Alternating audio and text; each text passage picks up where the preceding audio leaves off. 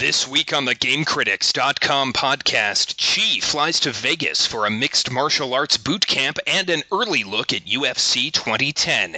Brad defends his controversial Alan Wake review, and we open up the mailbag to answer your questions about the death of manuals, the Final Fantasy XIV Alpha, and my irrational love for Microsoft Game Room.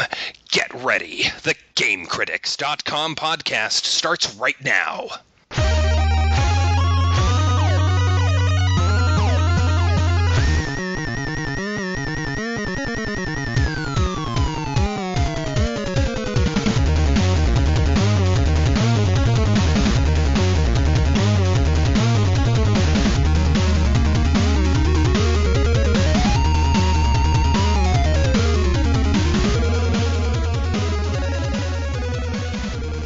It's time for a podcast, a GameCritics.com podcast, 34th edition.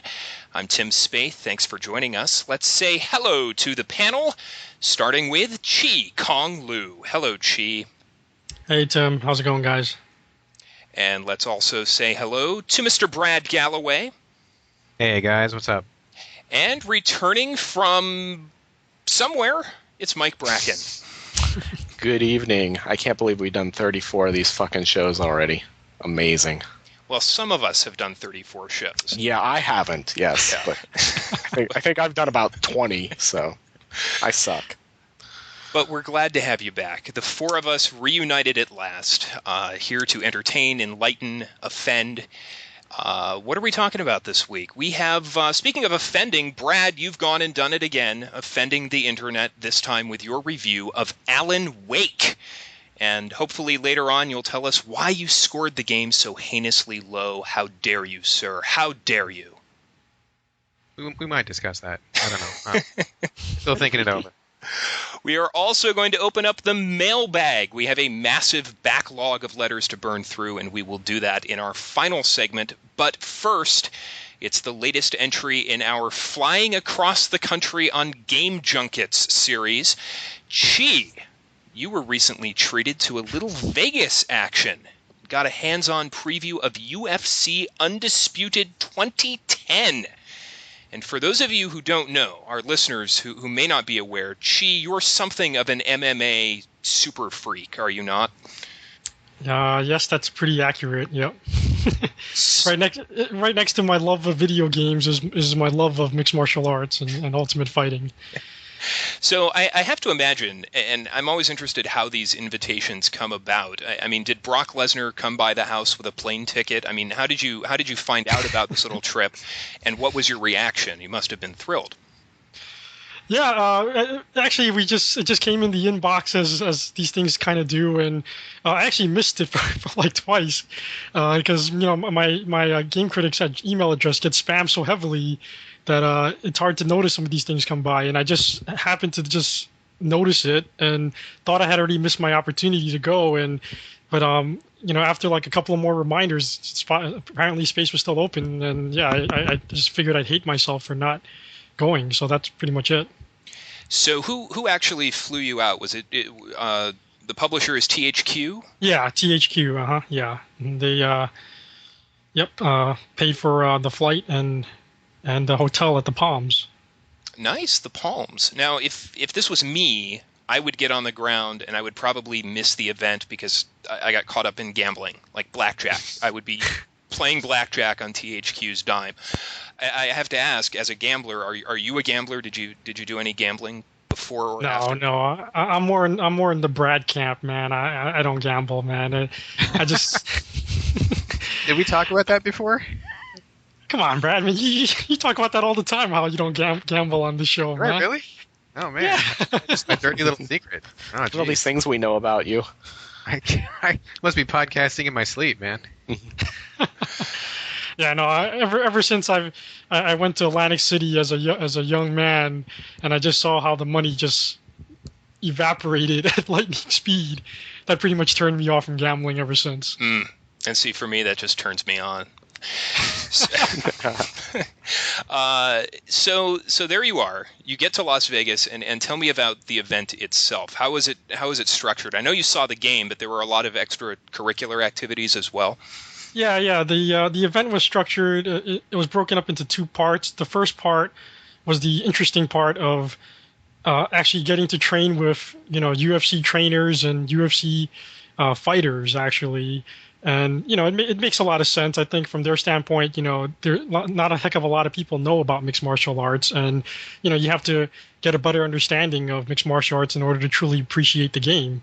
So then what better way, right, than to put the game journalist through sort of this what they called an impromptu boot camp.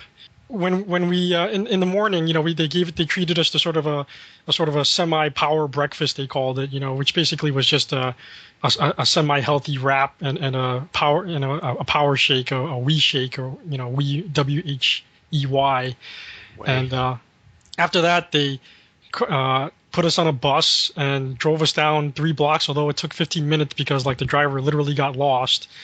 And I know we could have like walked there literally, and instead they put us on this bus that, if you've seen my photo gallery, it's this sort of pimped out bus. It looks like any other kind of charter bus you'd see on the outside, but on the inside it's got a stripper pole and the whole sort of limo kind of getup, and everyone's just looking at each other like, okay, like why is there a stripper pole here? Sort of inappropriate, but whatever. Did anybody use it? Funny enough, kind of they did, because they didn't have enough room in the bus, so some guys were just sort of like straddling the stripper pole. Yeah, not a that was good a dream fulfilled for some people, I'm sure. Yeah, not a good image when you're talking about game journalists and stripper pole. I was just shocked by the idea of game journalists going through a boot camp that required physical activity. So. Yeah, we speaking with the publisher at the breakfast, and I kind of joked around with them saying I thought this was some sort of an elaborate revenge on game journalists, where they were gonna like put us through some kind of torture, in the UFC and mixed martial arts. Yeah, so there wasn't a single game journalist that I spoke to that wasn't a little bit concerned about the whole training thing. I was a bit concerned, to be quite honest with you. I've never done any kind of mixed martial arts training, but like I said, I just had to do it, and I was looking forward to it. But I spoke to more than a couple of guys that were kind of dreading it actually. But it turned out to be and even the publisher told us that when they spoke to the UFC guys, they were like, you understand that these are like gamers, right? Like these guys don't work out, we can't have like an incident here. They're like, oh yeah, sure, trust us, we know what we're doing, and so with that, they shipped us off to the ultimate fighter, the reality show, what they call the Ultimate Fighting Training Center, which is, if you watched, any of you guys watch the show at all? I don't think so, right? Yeah, I do. Oh, you do? Okay. Yeah. So they took us to the actual place where they train, which is like I said, just like 3 blocks away from the Palms. You'd never know from looking at the footage or anything like that.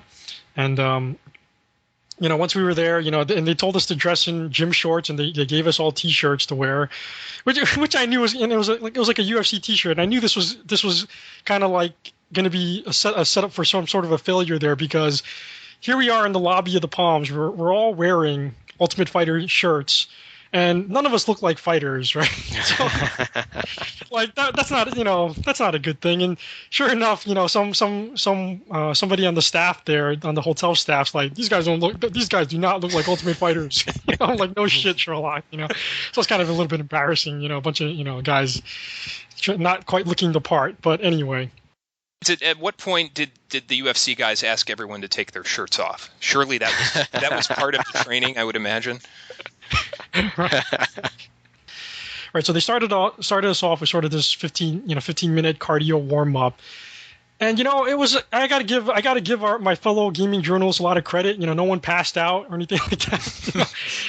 Despite and believe me, anytime you get a room full of gamers, you're always gonna get like a wide disparity of people, right? Not everyone fits the stereotype, but inevitably, there's always like 25, 30% of people, 30% of them who fit the exact stereotype of what you expect, from a gamer. You know what I mean? But even but even those guys managed to, keep up, which was, cool. I mean, it wasn't the most intense workout. I mean, so right off the bat, I kind of, you could sense that, they kind of toned it down already. It was basically sort of just this cardio, jumping jacks and, punch left and right kind of a thing. But it was Hey. definitely still. Yeah, go ahead. So, like, when you guys were doing this, were like the Ultimate Fighter guys like totally like laughing at you, like behind their, putting their hands up and kind of swearing and stuff, or what? Like, what was that like? You know, I mean, funny you said that, because when we first walked into the training center, right, the guys were just like hanging out. They were just kind of like, and then of course when you walk in, all the eyes are on you, and it was intimidating. I gotta say it was really intimidating. But most guys were pretty cool. I mean, I didn't sense that they were laughing at us or anything like that. And one thing that I gotta say that's very nice, that was really that spoke to the professionalism of them, is that they all. They're all professionals. They most of these fighters, when they're not fighting, they actually probably work at some sort of a school and teach classes. So it would be really in poor form of them if they were like making fun of people, because they deal with regular clients, everyday people, as part of their schools. And can you jump ahead to the part where you oil each other up and get in the tapioca? Or the north-south position. I'd like to hear about the mounting. All right, that's Yes. enough. Now, guys, let's be respectful. The Right. UFC fighters were professional. We will be professional. Yes. Although Sorry. now that's Go ahead. Gee, I have a Yeah, serious. you guys got to set this up for me now, because I don't know where to go with this now, man. I have a serious question. You said that the training portion of this event was designed to educate the journalists who may not be familiar with UFC, so that they could better understand the game. Right. Based on you, I assume you talked to a number of the journalists. Maybe you knew some of them. I mean, would you say that most of them were not familiar with UFC? Or Yeah, was it... easily. Out of like the 30, 40 people that were there, I can honestly say, like, there was this one guy who actually trained in mixed martial arts, although he didn't quite look the part, but he did train, and so he was like super enthusiastic, obviously. Outside of him and like maybe two other guys that were kind of familiar with just mixed martial arts in general. I mean, yeah, easily I knew more about mixed martial arts than most of the guys there, and but most people barely even played the first game, or had just a basic understanding of it. So as we kind of transition to talking about the new game, would you say that was an effective education? Did it? Oh yeah, help people learn about absolutely. Let me talk. Yeah, so let me just talk a little bit more about the training first, Sure. and then I'll get back to that. Sure. So actually, the training. So the training was broken up into three different parts. Right, they separated us into three different groups, and there were basically three different stations: one for jiu-jitsu, one for boxing, and one for kickboxing.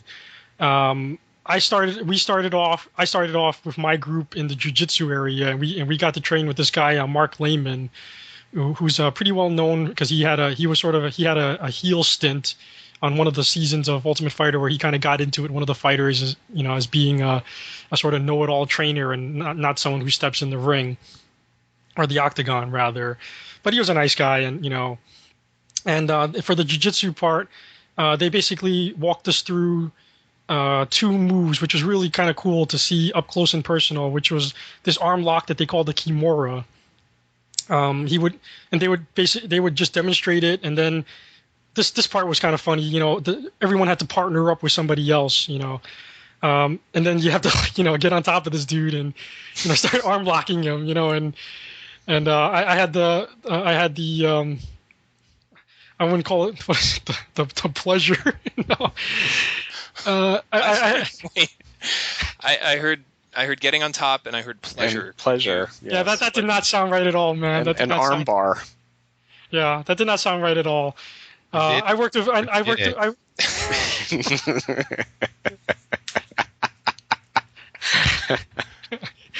Anyway, I was paired up with what was his name? I think it was Jay. I'm gonna screw this up. I think it was Jay from Atomic Gamer. Definitely got the site right. So he was a very nice guy, and we paired up, and I work for the Red Cross, and I do CPR training like every 2 years. So I'm kind of used to this whole getting on top of somebody, and not that we breathe do mouth to mouth to each other on in CPR training, but there's definitely a lot of close contact as far as practicing the Heimlich maneuver and that sort of thing, right? So it didn't really bother me so much, but it was still kind of like, it was a little awkward at first, still, for some people.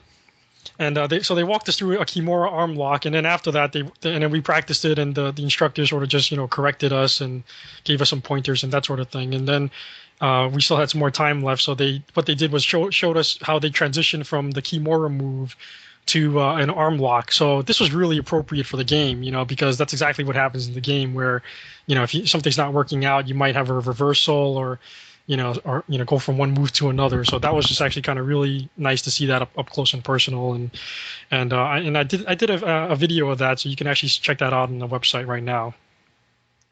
So after the jiu-jitsu training, we did boxing. And we were getting personal instruction from this mountain of a man named Todd Duffy. I mean, again, if you see pictures of this guy, he's exactly what you would think of when you think of a UFC fighter. I mean, he's sort of like a gigantic Mr. Clean looking fella, although much younger, like Mr. Clean in his 20s. He barely has no neck.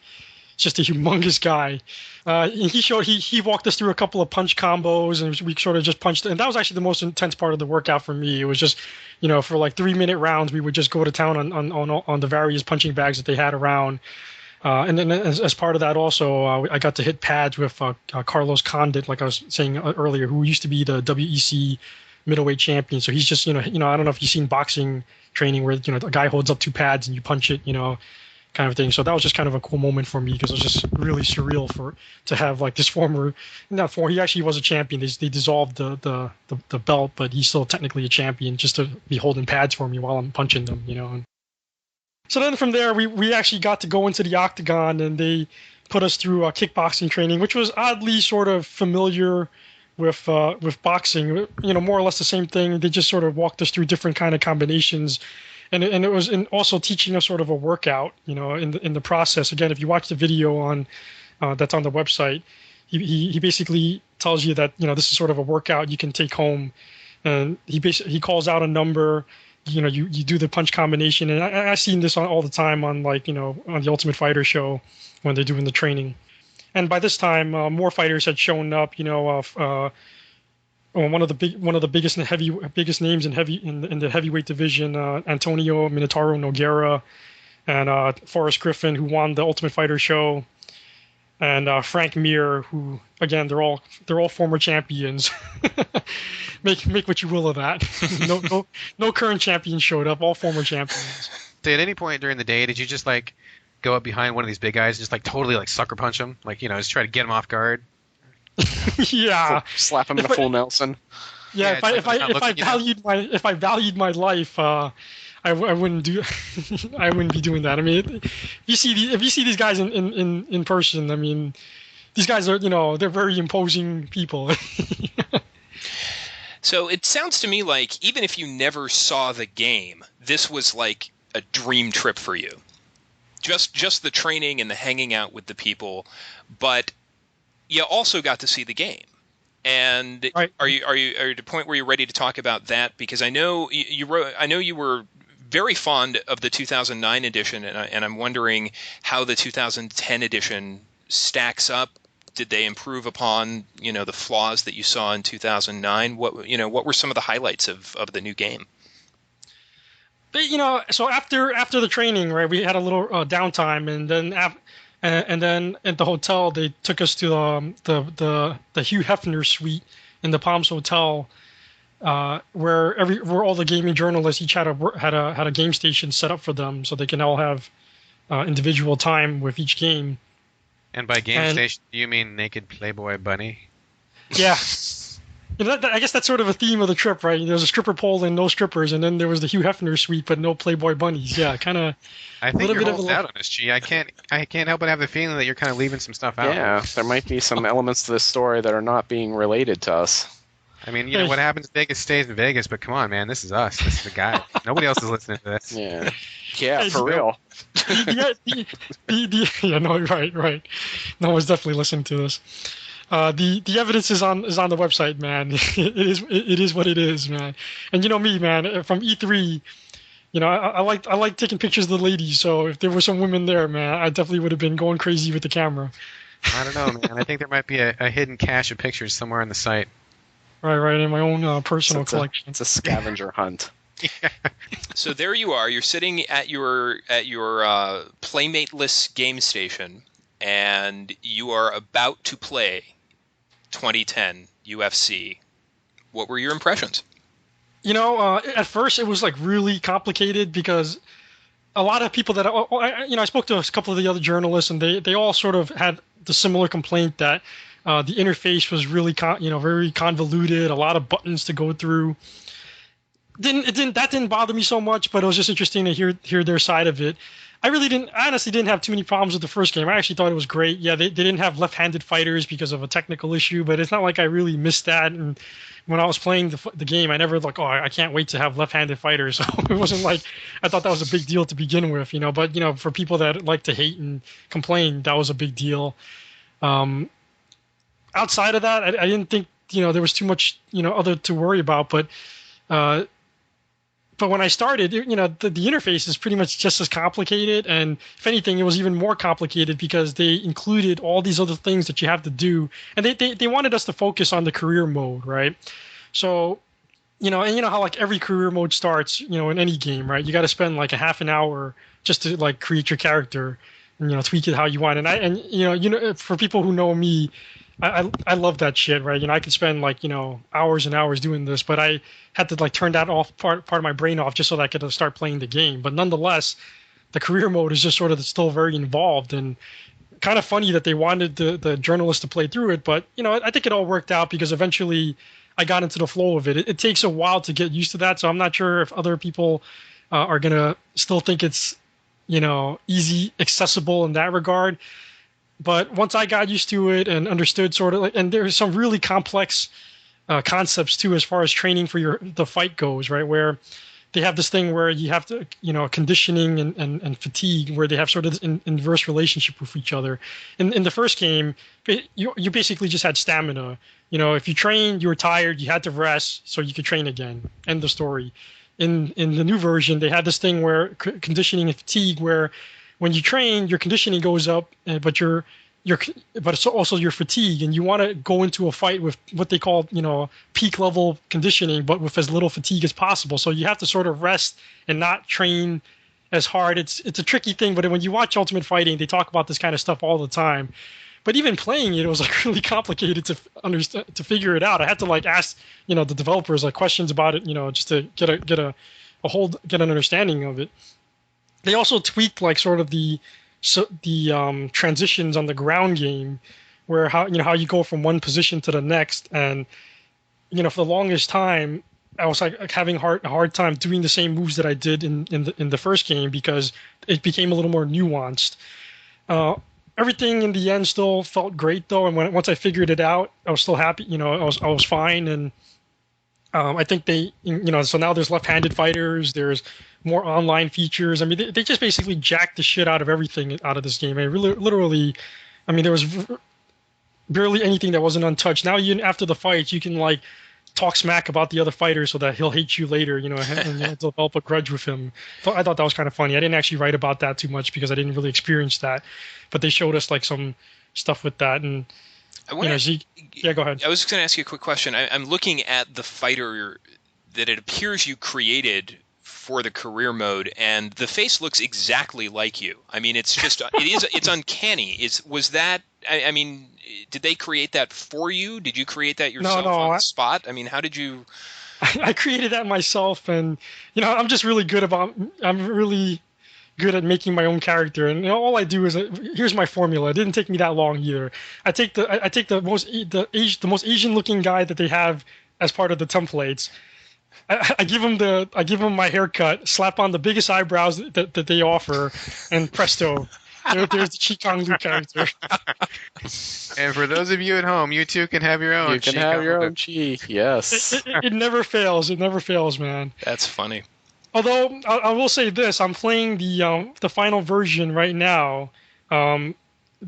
Prior to its release, I got a review copy from THQ, and when I created my own character again, I went back and tweaked the features even more so that it even looked more like me. And yeah, the amount of customization you can put in there is incredible. I mean, yeah, and even my wife walked by and was like, "Yeah, that's you. Yeah, you got it. You nailed it." Yeah, I can't comment on the definition of like your biceps and pecs because you don't post a lot of shirtless pictures of yourself on the website. But at least the face is just spot on. Absolutely. That's all true, man. It's all true, 100% true. You know me, I'm all about the realism, man. I wouldn't put I wouldn't put that on myself if I couldn't back it up. Anyway. But funny enough, on the same topic though, you can like put like a humongous beer belly on your character if you want to. Oh, so you can be like Big Country. Yep, exactly. Yep, they got the Big Country physique. Yep. So I'm not a huge MMA guy, and you know I played the demo of the first game, and I was very impressed with the look, but I couldn't really say whether or not the feel was accurate. But that game sold like 1 million copies in a month. That was a huge blockbuster. Is there anything in the 2010 version that would appeal to someone like me that isn't terribly interested in fighting games or MMA? I mean, it doesn't really need to branch out to an audience outside of fandom, it seems to me. Yeah, that's a difficult question for them to figure out. They did, and I thought about this even when I wrote the preview. And the only thing I can sort of point to is they created sort of these arcade modes where you don't have to go through the career mode. You could basically just, you know, because a lot of people know who Chuck Liddell is. They know some of the, you know, Rampage and, you know, who's going to be the new B.A. Baracus in the A Team. For those who don't know, he's actually Ultimate Fighter. Although they had a lot of issues regarding him being in that movie because he had to cancel a fight in order to be in that movie, and him and Dana White got into a huge spat over it. So I don't know if he's still going to be an Ultimate Fighter after that, after he fulfills his contract. But they should let Rampage do whatever the fuck he wants because he's one of the most interesting characters they have, I think. Yeah, this is true. Although he also had this little incident where you know he. Yeah, his little run-in with the law. Yeah, his little run-in with the law where he was completely delusional and just drove his monster truck through the highway of Las Vegas, smashing cars, and, you know, even got sued for unfortunately causing a miscarriage with a woman, although they found him innocent of that. But it was a pretty ugly incident at the time, yeah. Yeah, so if you mean he's interesting that way, yeah, he's just interesting in general. He's just fun to watch. I mean, even when he's not fighting, he's a funny guy, so... Yeah. No, he's awesome. He's awesome. But so for people who are just sort of like not into creating their own characters, you can just pick a guy, compete in the arcade mode, so to speak, and, you know, just if you win the title, then they have like, you know, a title defense mode kind of a thing. Or you can set up your own pay-per-view and, you know, see how, you know, just run the fights however you want. You can have tournaments, you know. And the other thing I wrote about also was the online features are you know, much more elaborate this time. You know, in mixed martial arts, they have, you know, all these different fight camps, you know, and they sort of develop mini rivalries with one another, and they replicated that now also on the online features where you can set up like you know, a fight camp. So I could create a game critics camp, and you know, apparently we can train together or do something together that increases our training. I haven't really gotten too into that yet. And then have like rivalries with other camps, and you know compete for rankings and bragging rights, I guess. So I think those those features are the only things that kind of stand out to me for the non-MMA fan. But ultimately, this is like, you know, it's like Madden for mixed martial arts. You know, if you're not into football, it's hard to say you're really gonna really enjoy this.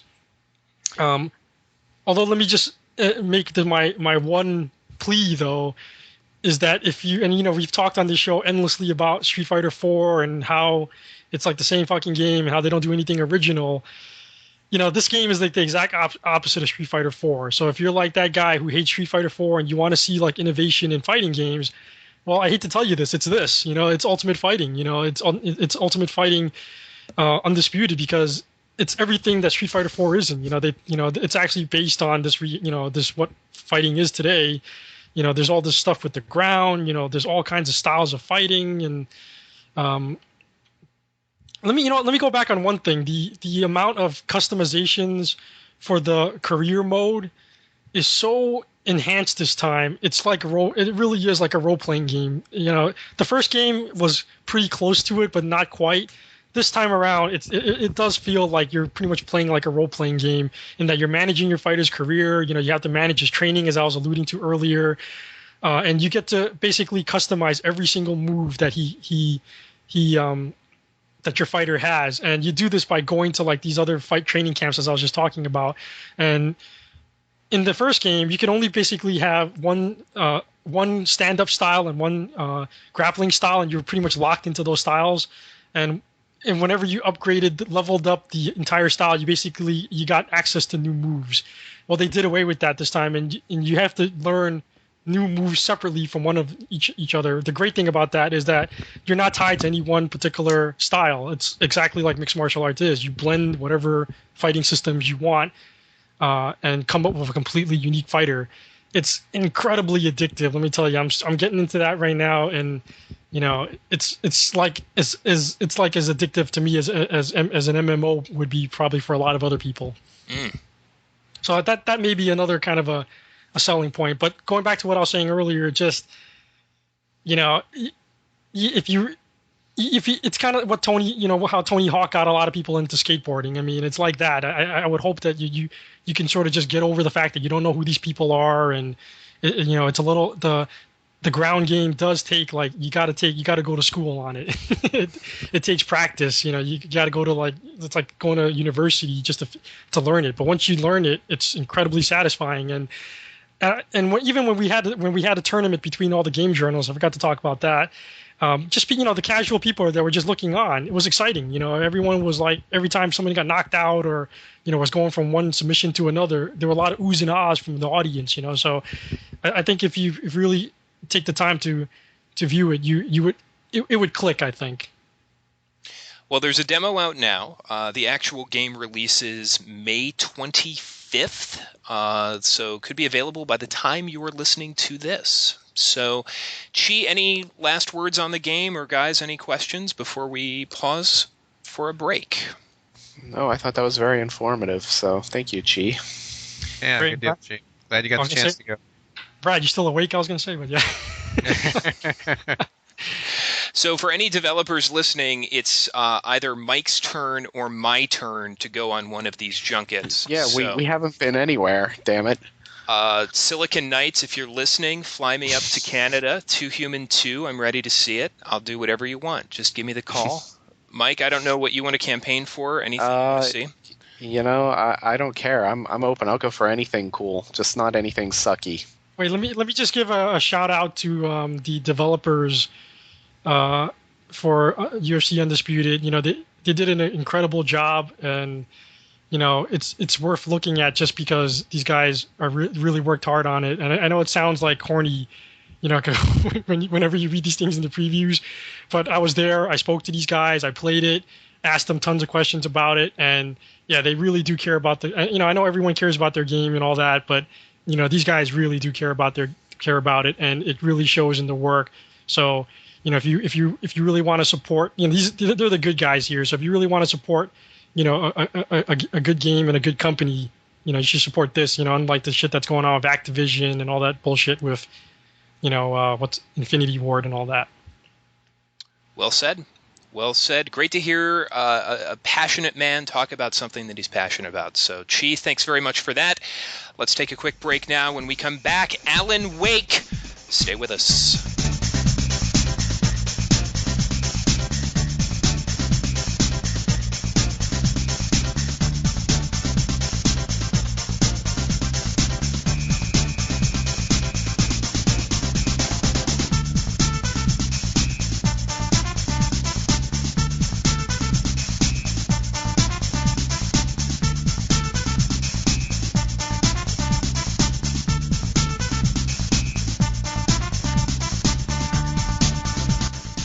Well, Brad Gallaway, once again, you have given a high-profile title the lowest score on Metacritic. Once again, you are pushing your secret agenda, and this time your target is Alan Wake. Thank you for exercising your ploy to get more traffic to the site. All about the hits. All about the hits. Yep. Now, this game is not out yet. It's out this week. In fact, I think it comes out on the, I want to say the same day as UFC around the 25th, but it seems like, Brad, you finished this game weeks ago before anybody else. Did you get your hands on an early copy? It seems like reviews for this went up very, very early.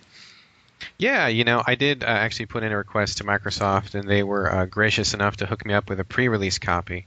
Also, this is just kind of an interesting side note. I have heard, I cannot confirm this, but I've heard that the game somehow got jacked and that there were plenty of copies floating around, like, the pirate webs or whatever. So I've heard of plenty of people actually having played the game who had nothing to do with reviewing or journalism, who just actually got like a ripped copy. So I don't know exactly what the deal was, but apparently it was in a lot of people's hands really, really early. So, but I will say that my copy was legit.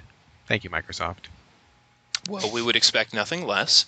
Now, before we get into your criticisms of the game, this game was in development a very long time, and somehow I don't actually know that much about it. So can you just give us a general overview? Who is Alan Wake? Yeah, no problem. Alan Wake is an author who has a string of best-selling books, but unfortunately he loses his mojo.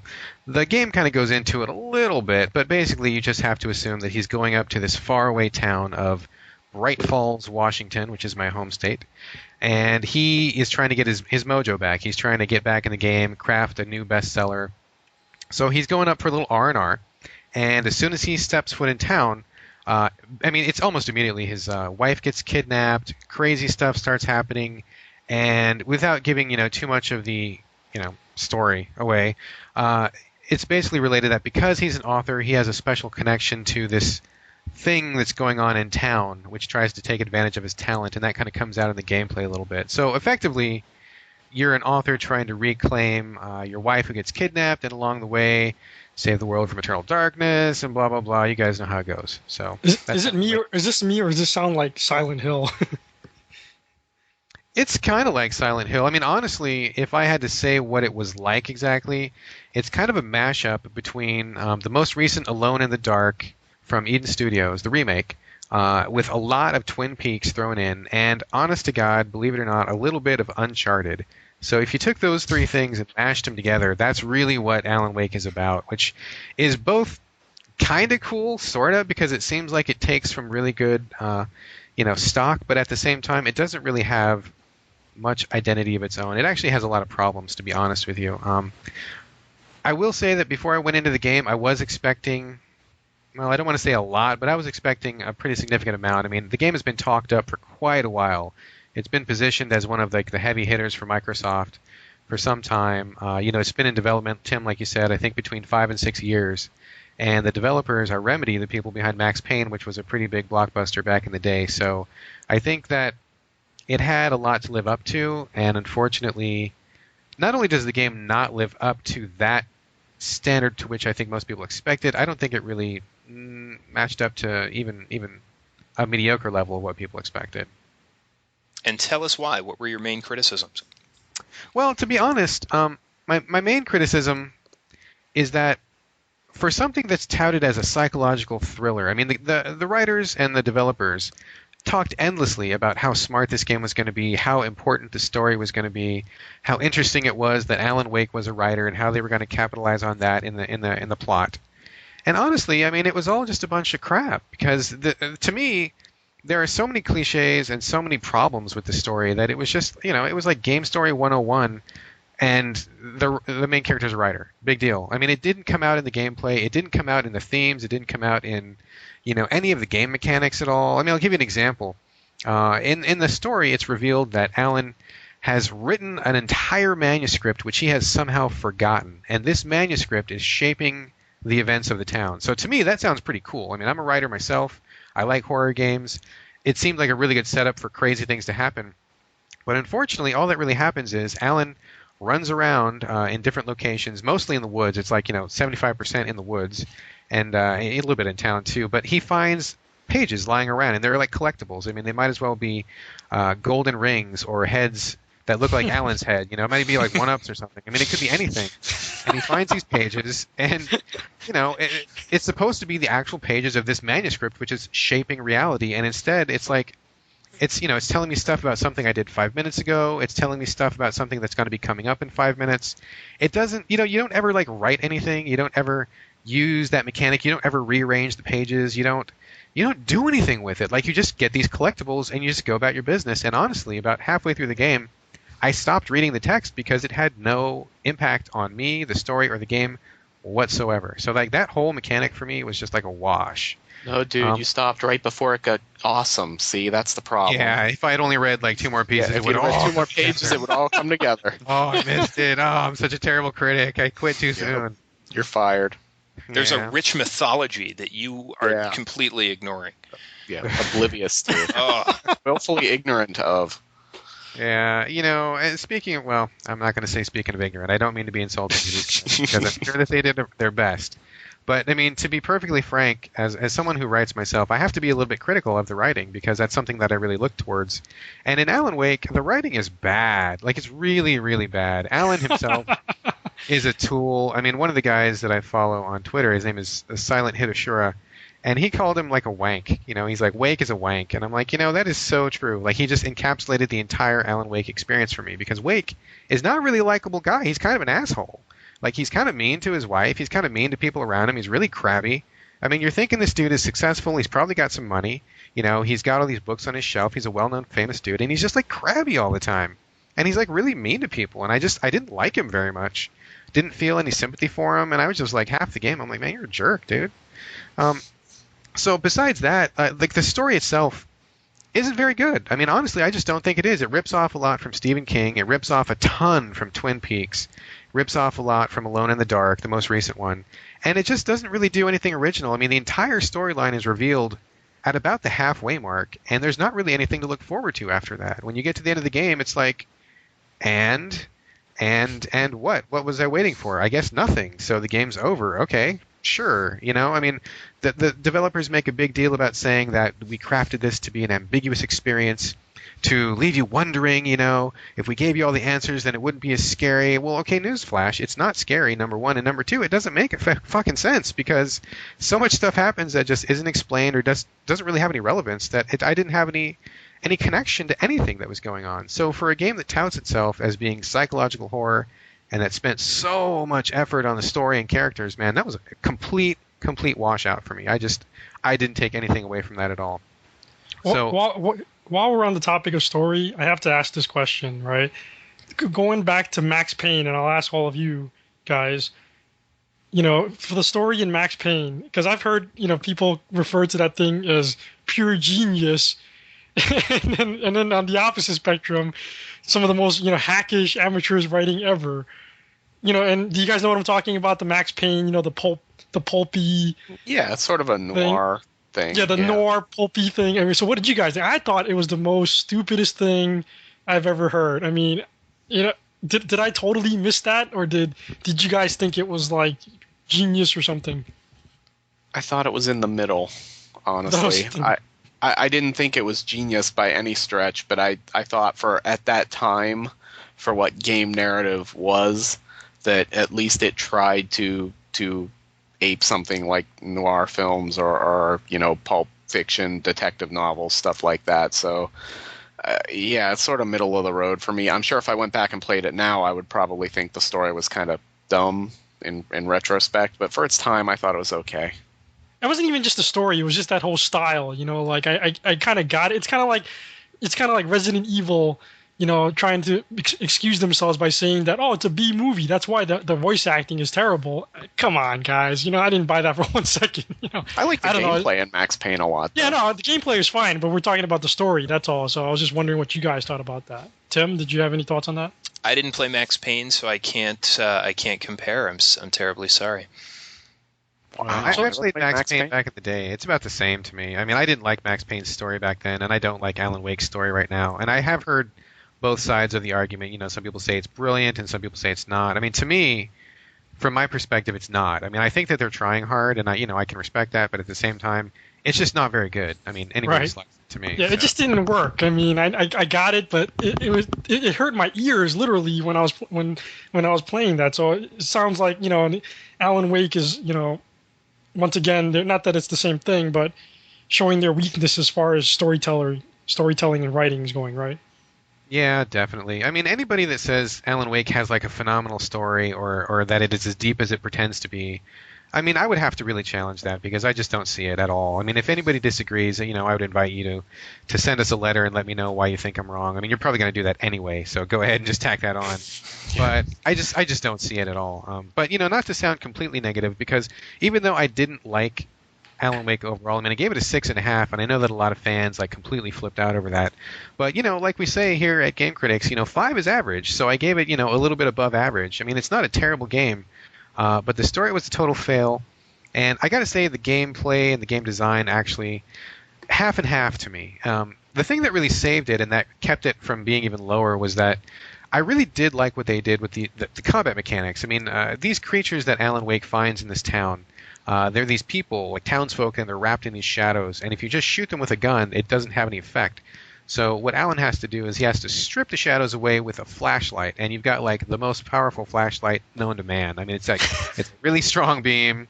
It's it's really powerful, and then you have like an overdrive on it, so you can make it even more powerful to strip the shadows away even faster. I mean, I don't really know how that works because I've never seen a flashlight with overdrive on it, but Alan's got one, and it kicks ass. It's like a handheld lighthouse. It is, man. Like you kick the turbo button, and like the hamsters inside just start running faster, and that it becomes like this giant like laser beam that he's shooting out. So does it ever run out of batteries? When you do the overdrive, it does, and you can run out, but man, they throw so many batteries at you. Like I don't think I ever ran out of batteries, and I used it like without a care. Like I just used it on anything and everything, and I was never even close to running out of batteries. So they keep you pretty well stocked with ammo. So anyway, like the thing that I liked was that it wasn't just a reflexive run and gun. I mean, you had to kind of do a little bit of strategy because the enemies usually came in groups and they always back attacked you. Like it was like every encounter guaranteed at least 2 or 3 dudes to get you from the back. So you have to kind of run around all the time, focus your flashlight on some guys until their shadows go away, and then you bring in the guns. So it was kind of a balancing act, and there was a little bit of tension more than the average shooter because you couldn't just blast away. And so that I thought was really good. The other thing I really liked about the game was the environments are really beautiful. They're repeated too often, and you spend way too much time in the woods. But they really did a good job of capturing the landscape. I mean, like I said, this game is set in my home state, and I actually have lived in a part of the state that looks a lot like where this game is set. So having been there myself in a place that was very similar, I can say that they really did capture what it looks like. It's a very authentic feel, and I was very impressed by that. But at the same time, the problem with this approach, I mean, it's obviously spent so much work on the environment, but it's like they loved it so much, and they probably spent so much time on it, they wanted to use it as much as they possibly could. And like most of the game is Alan Wake running in these forest trails, and you're just like running, and there's trees, and there's dirt, and there's bushes, and you're running, and you get attacked by these shadowy guys over and over, and then you run, and there's trees, and then they shoot, and then you run, and then there's trees, and then you shoot, and it's like, dude, like I get it. Like, the first level or two was kind of cool because I was still getting used to the game, and it was still very impressive technically. But man, it got old fast, and I was really starving for some more gameplay mechanics. I mean, I think as deep as it ever gets is you find generators in the woods, conveniently placed where you need to start the generator to turn on a light in the middle of a forest clearing because it's so important to have light there. And there's, these elevators that need buttons to be pushed. I mean, that's as deep as it gets. Elevators that need buttons to be pushed. Sounds intense. It's the elevator button pushing simulator. Yeah, I learned to fear the red elevator button, and I needed to make it green as soon as possible. So once I mastered that mechanic, I got to say that Alan Wake didn't really have a lot left to teach me. The second, I mean, I guess the last third of the game got a lot better because you started spending some time in town. There was a couple pretty cool set pieces, like there's one where you're on a rock stage and you're like fighting off this horde of these dudes, and that was pretty cool. Kind of goofy, not scary, but it was cool. There's a few little other elements that come into play, which kind of make it like a kind of a thrill ride.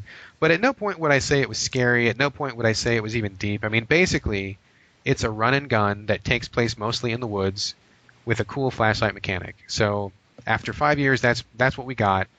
It's not terrible, but it's nowhere near the kind of tour de force that we were expecting. It's nowhere near the same caliber, I think, that most people were expecting, or what the developers were promising, if you ask me. So it's not terrible. But it just did not live up to the standard that I think it set for itself. I never kept up with the whole Alan Wake saga as far as like the 5 years of development hell kind of a thing. Like, what exactly happened in short form? Like, why I did mean, it take 5 years? from what I understand, the original idea behind Alan Wake, and I may be a little hazy on the details, but I think they meant it to be much more open, almost like a.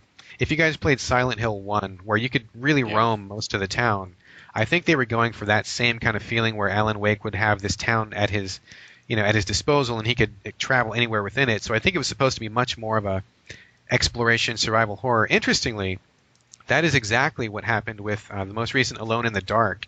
I know that a lot of people hated Alone in the Dark, and it got really bad reviews for good reason. But they put out a revised version on the PS3, and that to me was an exceptional experience because it was exactly like Alan Wake, except for you could roam anywhere in Central Park, and you had like a really large area to go through. And so you had all these kind of emergent gameplay things happening. You had a lot of physics happening, a lot of really interesting things to discover. So in my eyes, Alone in the Dark was a real success and one that a lot of people ignored, unfortunately. And it seems pretty clear that Remedy tried to follow that template, and for whatever reason they just decided, halfway through, wait, we can't do the open world. We got to put it back on. It's not on rails per se, but it almost feels like it's on rails most of the time. It's extremely linear, and you don't really have a whole lot of freedom. So I guess they just decided they couldn't pull it off and went for a scope that was more manageable. And, kudos to them for not putting out a train wreck. I mean, it's certainly not a train wreck, but I don't think it is what the original vision was. It seemed like coming into 2010, we had so many games with amazing, revolutionary stories to look forward to. We had Mass Effect 2, we had Heavy Rain, we had Alan Wake, and it seems like they all just let us down completely in the story department. And not to bring us back to our topic from last week, the art of game storytelling, but what's next? What do we have to look forward to? In terms of great stories on the horizon, is there anything to look forward to? More Dragon Age? Maybe for you guys. I thought you started the PC version, no? I did. Did you give it up already? Huh? Not into it. To be fair, I've been really busy and I haven't had time to play, but like last night I was going to set aside some time and I ended up playing Pitfall instead. So. Oh, dude. That's low. Wow. That's on Game Room? Yeah, Pitfall on Game Room. But we may be talking about that later in the show.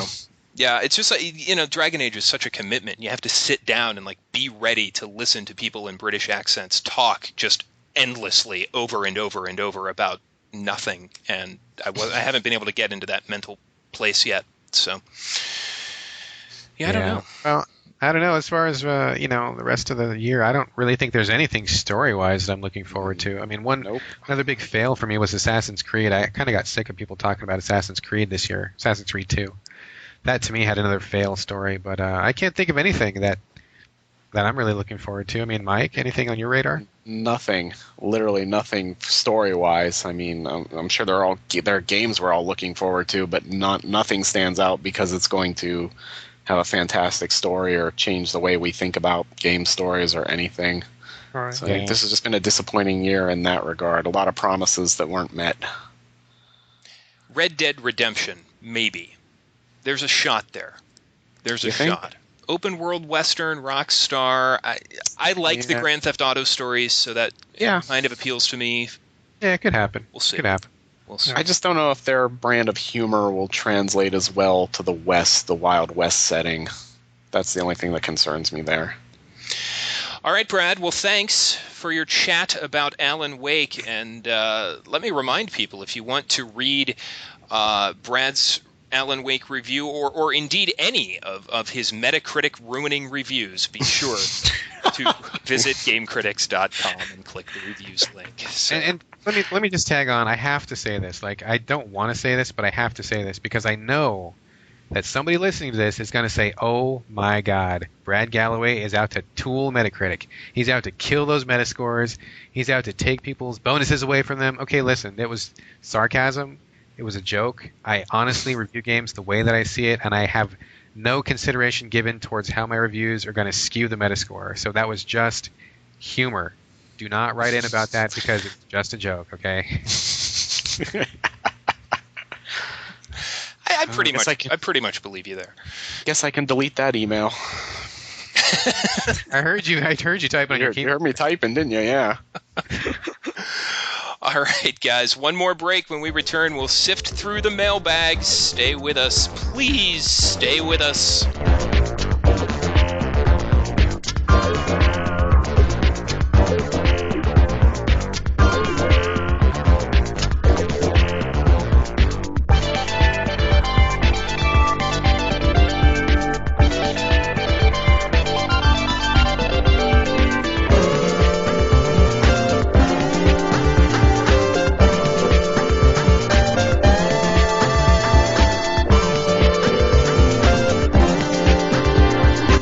Running long, so we're going to open up the mailbag and get right to it. Letter number 1.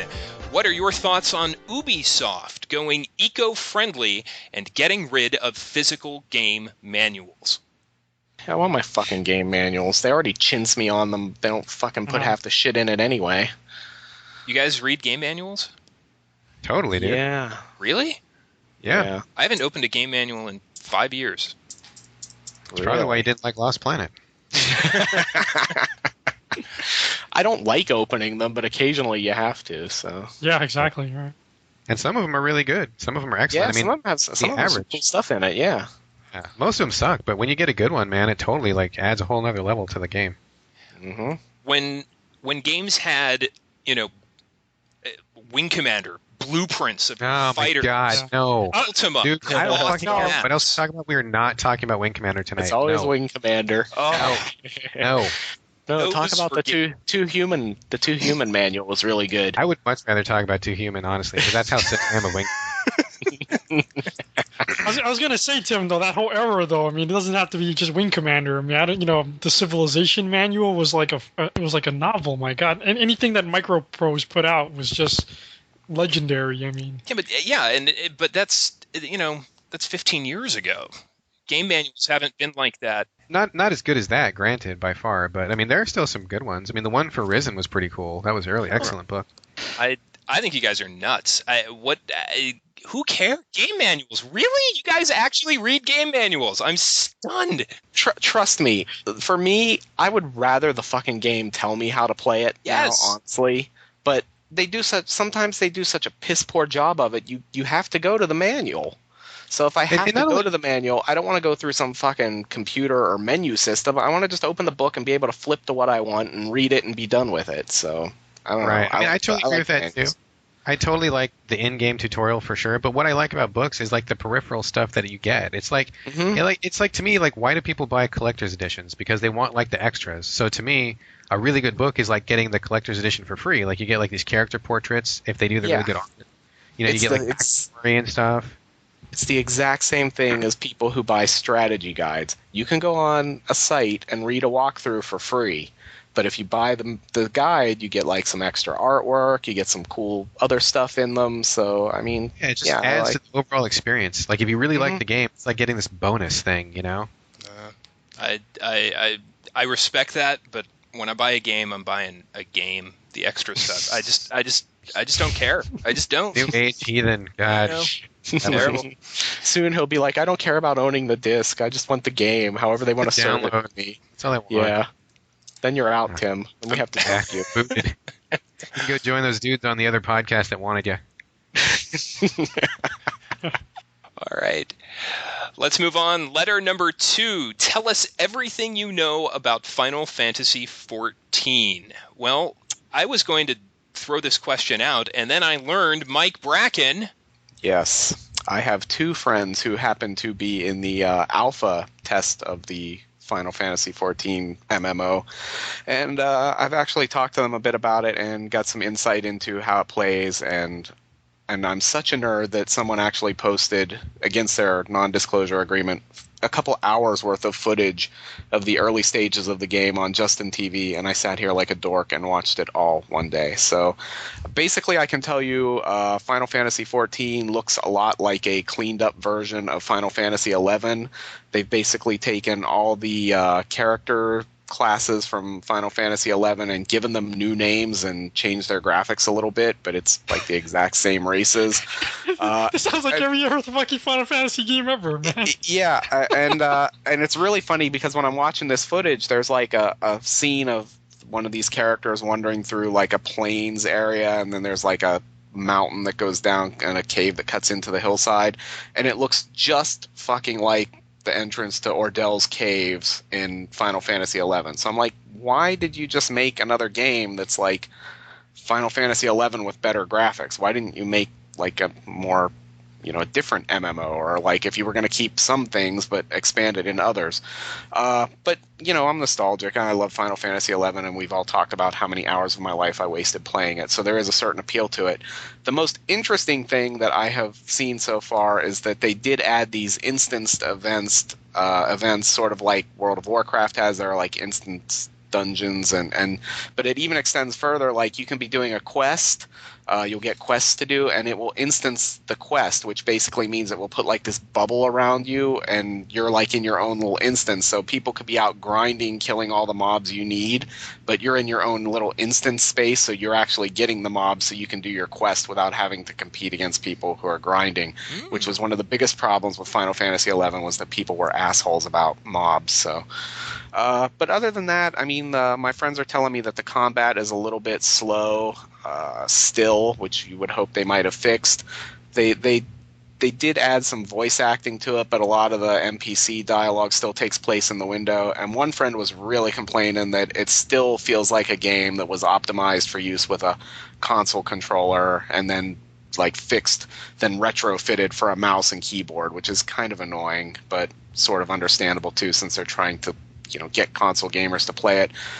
I worry the same things will happen that happened with Final Fantasy XI, where the limitations of this generation of console hardware are going to keep the game at a lower level than it would have been if it was just PC only. And like as a year or two go down the line, this game is also going to look kind of crappy in the same way Final Fantasy XI looks, if you're not playing it on a PC with a bunch of mods to clean it up. But, I mean, I'm not like disappointed by it. I would like to have seen them done more with it, maybe do some things differently, but it still looks interesting. And if you liked Final Fantasy XI, or you're looking for something to do other than play World of Warcraft, I think this might keep you entertained for at least a while. Yes or no, will you buy it? I have really sworn off MMOs. They're really giving me the hard sell to come back and play, though, all my friends. So right now I'm saying no, but that may change. I don't think so, though. Not because I think it looks bad or because I don't want to play it. It's because I know that I will waste an obscene amount of my life playing it, so it's just better not to start. But you're tempted. Well, I'm always tempted with that because I play with the same group of guys. I mean, I've been playing with the same group of guys from like Phantasy Star Online to Final Fantasy XI to World of Warcraft, and then it would be the same group of guys with this. So they're like real life friends type thing. So there's always that component to it. But yeah, I don't have the time to type real life friends type thing. yeah. Well, I mean, like I don't know everybody. I know most of them in real life, but not all of them. But I mean, we have this little group of people who've moved from game to game. So there's that aspect of it that's appealing because it's something you do with your friends. But at the same time, I know that like I'll play compulsively, and I just don't want to do that anymore. I just don't have interest in doing that. There's too many other games to play and stuff. So no, I don't think I'm going to play. Very well. Time will tell, though.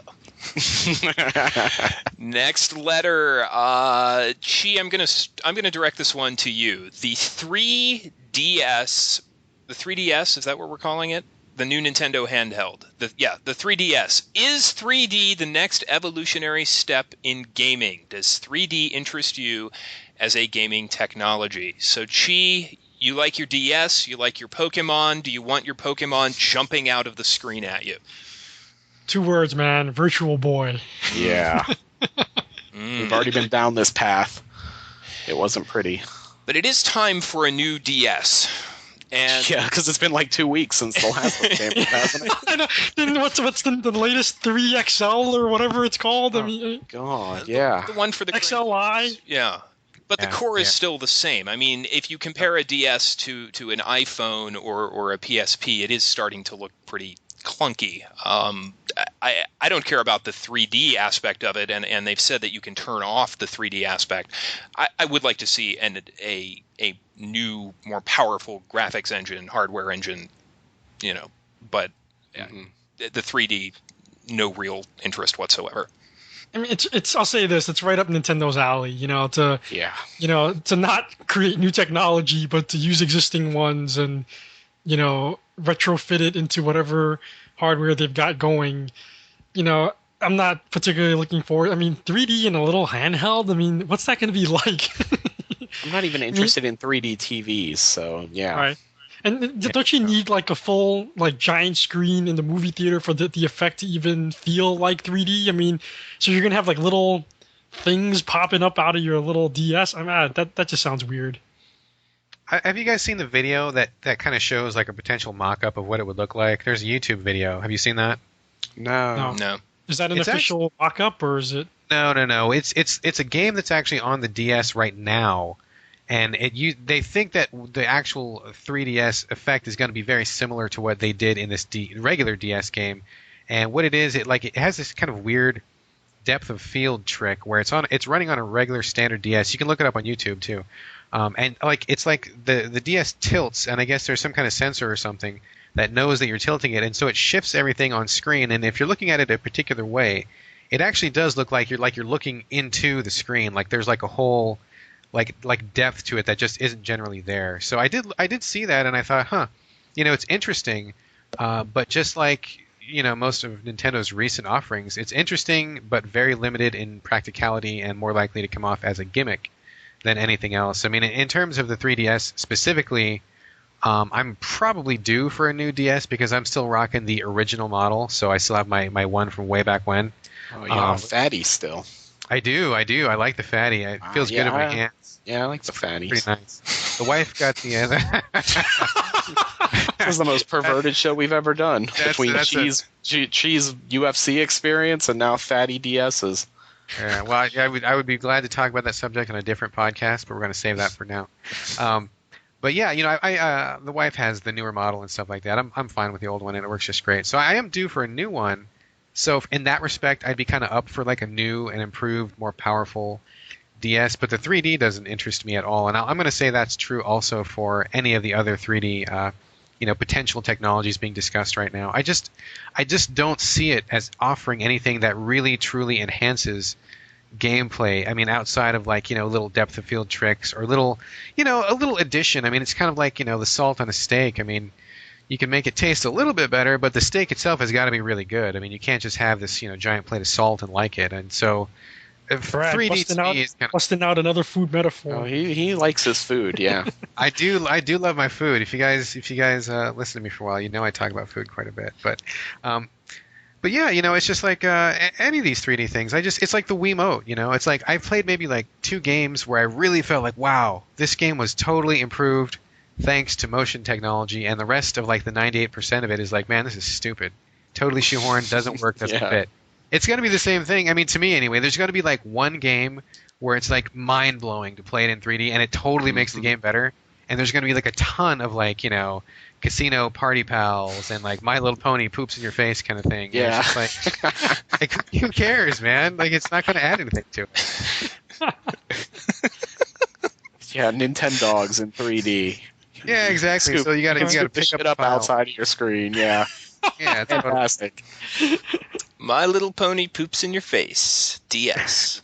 That's nice. That's lovely. You heard it here first. We called that one. It's going to be a bestseller, I bet. Let's move on. Let's burn through this one quickly. Is it unfair to release different pre-order bonuses at GameStop and Best Buy like BioWare did with Mass Effect 2?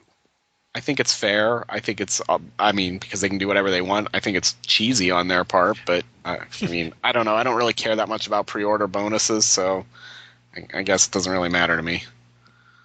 Yeah, I think as long as the pre-order bonuses are eventually released as DLC so that they can nickel and dime us to death, that's basically what's happening here. That's what I was thinking, like the Darth Vader on, Soul Calibur, you could buy it on the 360 if you wanted it. Yeah, it's just annoying. I mean, really all you're doing is kind of pissing your customer off because, who do you know that's going to actually like buy all those different versions? I mean, you're lucky to get people to buy your game new even one time. And so, I mean, what are you trying to do? I mean, is anybody really going to drive halfway across their town to go to like Best Buy because they want the special helmet or something? I mean, it's annoying because people who are going to buy your game are likely interested in that stuff, and so you're going to make them feel bad because they can only afford to buy like one version. I mean, they're smoking if they think somebody's going to buy all that stuff. And obviously, like you guys said, it'll be DLC later. But then, I don't know. To me, it just seems really, like you said, cheesy and irritating. And if the bonus is any good, and most of the time they're not, they're like junk most of the time. It's just it's just that's the other part of it. It's like the bonuses aren't even that interesting to begin with anyway. So I guess that's why I'm not so. It's annoying, but not like up in arms about it. Oh yeah, like the Mass Effect 2. I'm a big Mass Effect fan. Regardless of what anybody thinks of my review, and I was really kind of freaking out because I'm like, oh my god, there's like all these different versions, and I'm only going to be able to get one, and I'm gonna I'm not gonna have the complete experience. The little collector in me started screaming. But then when I actually tracked that stuff down and got it, like it was stupid. Like I didn't end up using like any of that stuff, and I was kind of kicking myself that I even cared about it because it was totally worthless. So, I mean, I don't know about you guys, but to me at this point, it's like I'm gonna buy whatever version is most convenient for me and just screw all the rest of the stuff. If the bonuses are any good, they're going to be DLC, and I'm going to find out. I don't even want collector's editions anymore. I ain't paying extra for any of that shit. I just want the fucking game and to be able to play it, and that's it. I just don't care about any of that crap anymore. Yeah, I'm with you, man. I'm with you. There you go. Last question. What are your thoughts on Microsoft Game Room? Does it have a place in your library, or do you see it as a poorly conceived way to overcharge gamers for content that should be in a bundle? I kind of feel obligated to answer this one. Can you explain how it works first? Like, how is it different than just like buying Xbox Live games? Yeah, do a rundown, Tim. Okay, so Game Room is a free lobby that you can download at any time. Mm-hmm. And then once you have that lobby loaded, you have access to a store where you can purchase games for $3 a piece. The games themselves appear as arcade cabinets within the lobby. So you don't actually move your avatar around the way you do in PlayStation Home. In general, it's just a separate lobby, but at the end of the day, you're really just buying games the same way you do from Xbox Live Arcade. The difference is that the lobby looks and feels and sounds like an old arcade from the early 1980s, and you can actually see the arcade cabinets there, and they've done a pretty good job of recreating the original arcade cabinet art for some of the games that they could license the artwork for. On others, they're just sort of generic cabinets with labels on them. But does that kind of explain what it is? Yeah, absolutely. Yeah, sort of. Yeah. Okay. So basically, when you download Game Room, you have access to any of the games for 10 minutes absolutely free. And then when those 10 minutes are up, you have the option of purchasing the game, like I said, for $3. And that's where a lot of people are getting hung up, is that $3 price tag. And it's $3 whether you're buying, a 30-year-old arcade game, an Atari 2600 game, or an Intellivision game, which are the different types of games that are available right now. No matter what it is, it's $3. And I personally don't think that $3 is an unreasonable amount of money for a game that you really like. Like for me, Tempest, Centipede, for me these are timeless classics, and to have an arcade perfect port plus all the bonus features that come with that $3. They have medals and challenges and achievements and leaderboards. There's a Sands of Time style rewind feature where if you make a mistake, you can rewind your game and try again. $3 to me is totally reasonable for that. Again, for a game that you like. And that's the thing about 30-year-old games, is that they're either timeless classics or they're completely unplayable and obvious.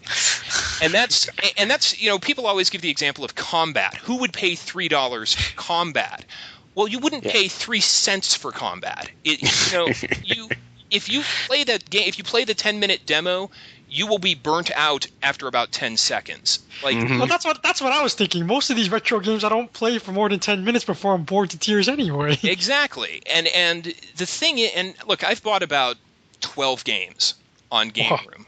Wow. Yeah, but there are 12 games that I really, really like, that I played a lot of as a young man, young boy, really, and that I think still hold up today. Pitfall, I think, holds up beautifully. What? It does. I didn't think it held up back in the day. I would say, yeah. Well, see, that's what it is. You either like these games or you don't. And I am very, very fond of old games. I love 30-year-old games. Granted, on Game Room, the ratio of timeless classic to junk weighs very heavily on the side of junk. There are, for the 12 games that I bought, there's about 50 that I won't go near. But, and look, I'm not naive. I know that there are 1,000 ways to get all of these games for free. But for me, the opportunity to sit down in front of my television like I did when I was a kid, sit Indian style with a Fresca at my side, staring up at my screen, playing Pitfall, playing Centipede, for me, $3 a pop is totally worth it. I think Game Room is very respectful towards those old games. There is a really passionate community of players, not a huge community, but a very passionate community of just like-minded old school gamers that have rallied around this service. And look, I think it's important to preserve these games and make them available to the people who love them. So I support the service. I like the way they're doing it. It's not perfect by any stretch of the imagination, but those are my thoughts. I mean, what's keeping you guys away from it? Actually, for me, $3, and if they're adding achievements and leaderboards and all that stuff, I would be perfectly fine with that. So I agree with you in that it's nice that somebody's preserving some of these games in a way and also trying to, make them appealing to modern gamers. And nobody's forcing you to buy the stuff. So, I don't think $3 is particularly unreasonable for a game if you love Pitfall or Centipede or anything like that. I'm sure there's stuff on there I would love as well. So, and $3 for that? Hell yeah, I'd do that. I just downloaded it this morning and I haven't loaded it up yet. But from what you're saying, I think $3 is fine for. First of all, I like the fact that you can play anything for 10 minutes. I think I'll be burned out with more than 90% of it after 10 minutes anyway. So I think it's almost worth the price just based on the fact that you have the ability to play them. But and I think $3 is great for like some of the big classics. I would like to see maybe $1 for like some of the Atari 2600 stuff. I mean, I just can't see myself paying $3 for like E.T. or something like that, Yeah, but nobody's making you, so you wouldn't pay anything for E.T. And if, Right. if you did, they would I pay would you. feel sorry for you. Yes, people should pay you to buy E.T.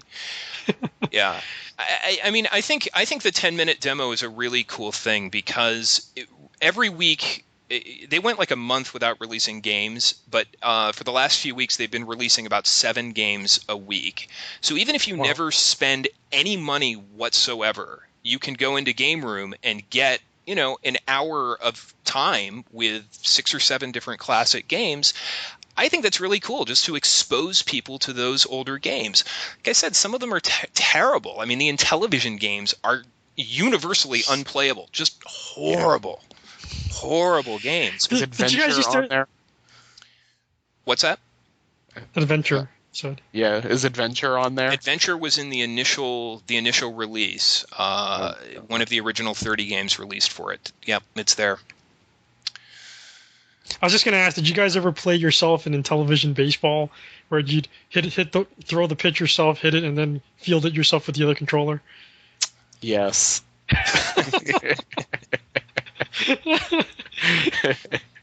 The memories. The memories. I didn't know anyone else had ever actually done that. Brad, you had a very strong tweet, a very strong anti-Game Room tweet shortly after it was released. If I remember correctly, it says something like, "If you like Game Room, you're a jackass," or something like that. Is that what it was? I don't remember that at all, dude. No. You're making that up. So You're making it up. You've been very quiet. What are your thoughts? Well, honestly, I haven't really given it much thought because there's so many things out to play right now. I always look forward to seeing people on the cutting edge or seeing new things and seeing innovation and, interesting developments. So I pride myself on being kind of a forward-looking gamer. I mean, at the same time, I do think it's really important to preserve our game history, and I do think that it's a great education for people to be able to go back and see those things. I mean, in terms of buying them, would I buy them? Probably not, because I already know. I mean, I lived it. I mean, I lived it back then, and nostalgia is great, but money is money, and I probably wouldn't, like you said, play any of those games for even half of that free 10-minute period. I mean, I'd be like, one game of Centipede, one game of whatever Moonlander or something, and then I'd be done with it. So I mean, it's great that it's there. I'm not mad that it's there. I mean, I don't think it shouldn't be there. And if you like it, I mean, that's more power to you. I mean, I certainly am all about like archiving things and saving things and knowing where we came from. So from that perspective, I do think it's great. Is it for me? No, because I know for a fact I would never play those things, and I certainly wouldn't spend money on them. But I don't begrudge them that they're there. It was interesting. They have replays of all of the top scorers on the leaderboard, and something I learned last night is that it's possible to have a perfect game of Pitfall. And I was watching the replay, and it's astounding the speed and acrobatic skill of the guy who has there's one guy who has a perfect game on the leaderboard, and it's just amazing. And if anybody has any interest in Pitfall whatsoever, I would recommend that you go on. You don't have to pay anything to watch it. Just go in, watch that replay, even for 5 minutes. It's amazing and a great throwback to a simpler time that I'm very nostalgic for. Yes, you are. So those are my thoughts on Game Room. Any last comments before we wrap this show up? What were some of your other picks for Game Room, or that you bought? Just curious. So the first thing I bought was Tempest, which is one of my favorite arcade games of all time, which is the arcade vector graphic. You kind of spin around the perimeter and shoot into the screen. Asteroids Deluxe, Lunar Lander, which is a fantastic physics-based game and holds up really, really well. I would recommend you try that. What else did I buy? Keystone Capers is a very cool platformer. Very cool early platformer, very high-paced, controls really well. Super Breakout is the arcade version, not the Atari 2600 version, and it does not play terribly well. That was one I bought without demoing, and I probably should have bought that first. You really need a paddle to play that. What else did I buy?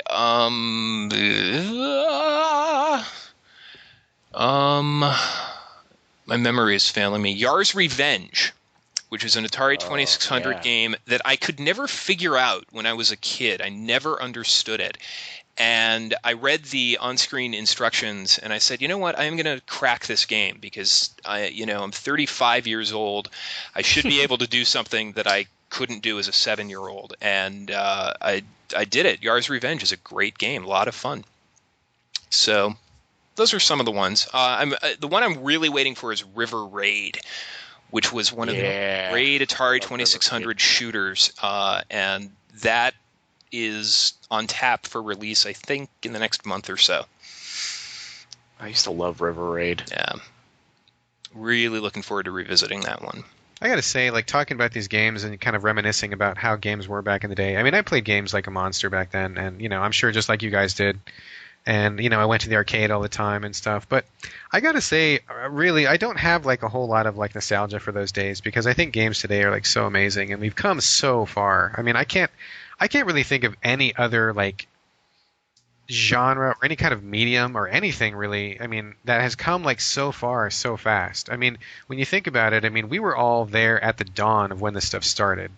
And to go from something like Pitfall to something like, Gears of War 3 or whatever, I mean, it's like, dude, did you ever in a million years back then think that you would ever see anything that, like, looked and controlled? I mean, we take so much for granted these days. Right, I mean, right. Just from that respect, I do think it's great that Game Room is there so we can go back. I mean, like, when my son is here, I often whip out some of the older stuff and I go, oh man, look at how crappy this game was, and we thought this was cool back then.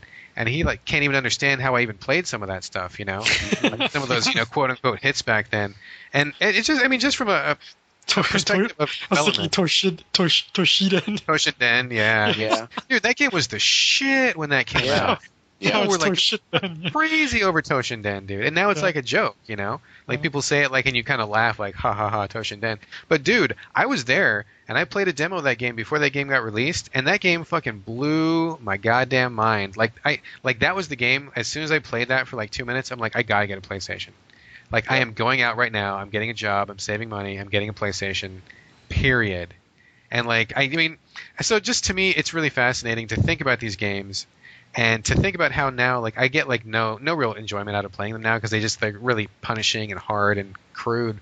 But it's really amazing to me how far we've come, and I really wish that more people would have more appreciation for how incredibly like impressive and deep and wonderful games are these days, and they're just getting better and better. You know, I mean, nothing in human history has come so far so fast. You know. We used to kind of say like graphics will never be as good as like a Pixar movie or something like that, and here we are today, and it's like way better than the Pixar movie. You know. Yeah. Well, even like when do you guys remember like going to the arcade? Like I totally remember like being in high school and going to the arcade and being like, oh my god, look at the graphics on Street Fighter 2, so awesome! Like we couldn't get anything like this at home. We have to come to the arcade. We have to not skip lunch and use our lunch money to come play in the arcade because these graphics are so awesome. Like you just can't get this. And now it's like, dude, you can download stuff that's like, twice as better as those old graphics. I mean, 10 times better than those old graphics were. And it's just like, it's not even a big deal. Like, we don't even think about it anymore.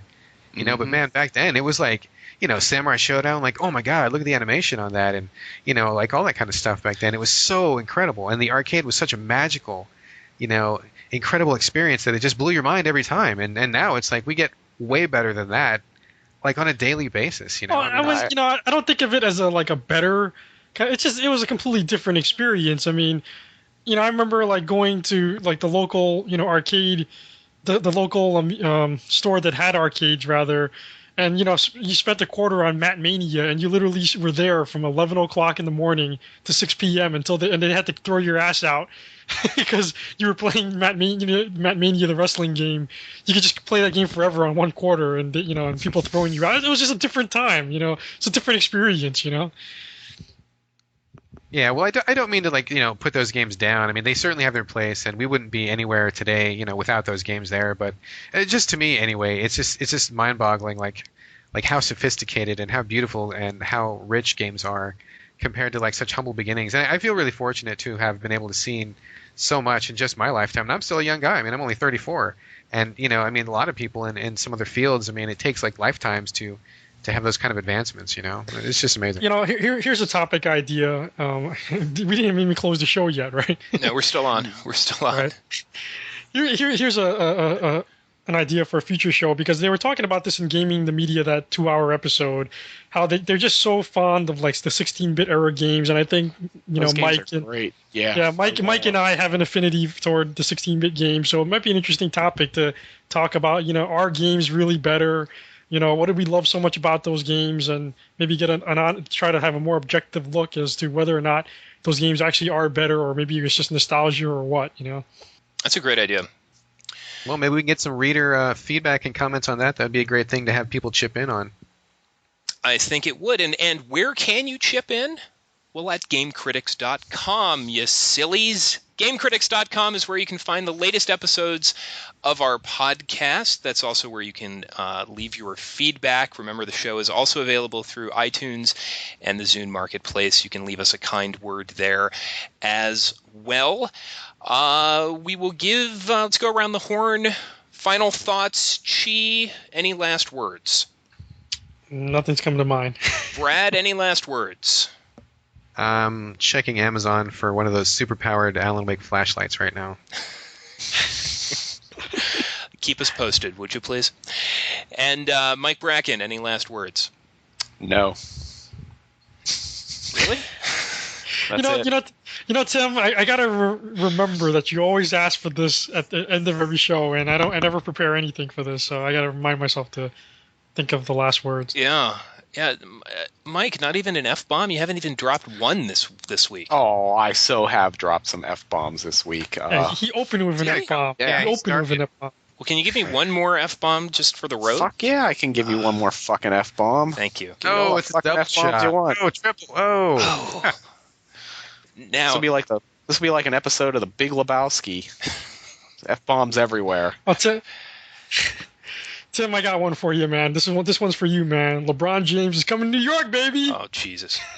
Yeah. Good night and bon chance to everyone but Chi. To Chi, I've got some other French words for you, man. He's got an F-bomb for you, Chi. Play the music. Felipe, where's the music? Get me out of here. Yeah, good night and bon chance.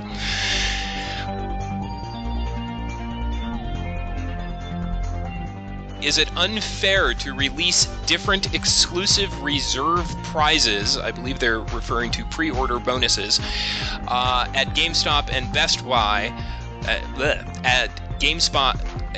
crap in a fucking... Try that again. Is it unfair to release pre-order bonuses? Crap, I'm trying to rewrite the question on the fly. All right, here we go. Is it unfair to release different Jesus Christ! Pre-order. This is the outtakes for sure. Oh God, unique New York. Unique New York. Red leather, yellow leather.